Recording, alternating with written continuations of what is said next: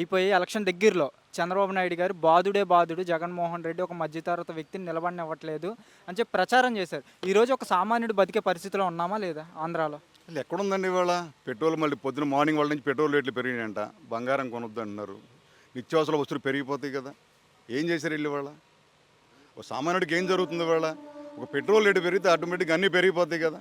Diesel పెరిగితే వాళ్ళు చేసిన మంచి పనులు నేను చెప్పండి వాళ్ళ ఏమీ లేదు ఇవాళ. జగన్మోహన్ రెడ్డి గారు పెట్టిన పథకాలనే కొనసాగిస్తున్నారు. కొత్తగా వీళ్ళు చేసింది ఏమీ లేదు.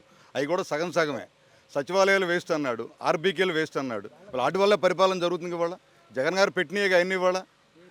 వాలంటీర్లని 10,000 ఇస్తా అని చెప్పి వాళ్ళ మోసం చేశాడు. నిరుద్యోగులకి 1,800 ఇస్తా అన్నాడు, వాళ్ళ మోసం చేశాడు. గ్యాస్ బండ్లు 3 అన్నాడు, అది మోసం చేశాడు.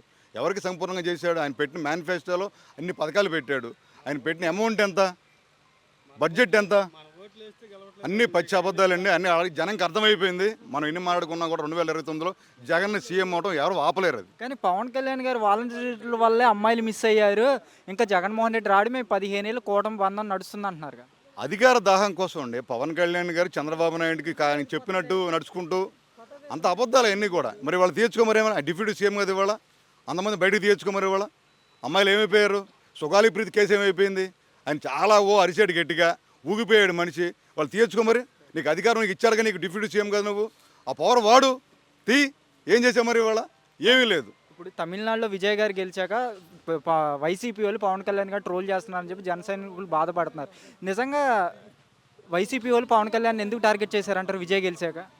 ఏమంటే జగన్మోహన్ రెడ్డి ఒంటరి పోరాటం అండి. జనాలకి ఏదన్నా చేయాలనుకుంటే నిబద్ధతగా స్టాండర్డ్గా మొగాళ్ళగా చేయాలంటే సింగిల్గా పోటీ చేయాలి. వాళ్ళు అట్లా కాదు. వాళ్ళు 3 పార్టీలు వాళ్ళ స్వలాభం కోసం 3 పార్టీలు కూటమి కట్టి వాళ్ళు గెలిచారు అంతే. జగన్ అట్లా కాదుగా. జనానికి మంచి చేయాలంటే సింగిల్గా ఉండాలంతే. సింగిల్ ఎజెండా, సింగిల్ జెండా. అంతేగాని వీళ్ళలా కూటములు కట్టి జగన్మోహన్ రెడ్డి తెలియదు. అది అబద్ధాలు చెప్పలేడు. ఇప్పుడు పవన్ కళ్యాణ్, మోడీ, చంద్రబాబు 3 కూడా వాళ్ళంతా నక్కలాళ్ళు. గోతిగాడు నక్కల్లా కూర్చుని అధికారం కోసం, జనానికి ఏదో మంచి చేయాలని కాదు. ఖచ్చితంగా వాళ్ళు అధికారం కోసమే కూటమి కట్టారు.